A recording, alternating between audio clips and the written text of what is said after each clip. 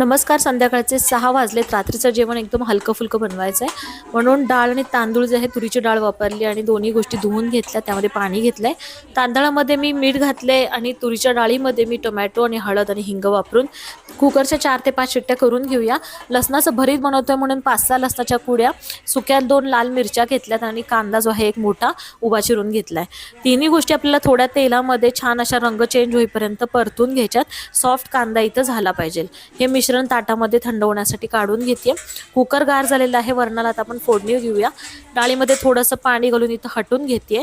त्याच पॅनमध्ये तेल घेतलेलं आहे. जिरं, मोहरी, हिंग, लसूण, हिरव्या मिरच्या, कढीपत्त्याची पानं आणि बारीक चिरलेली कोथिंबीर घालून डाळ आणि थोडं पाणी परत घातले. मीठ आणि बारीक चिरलेली कोथिंबीर घातली. थोडंसं तुपही वापरलेलं आहे.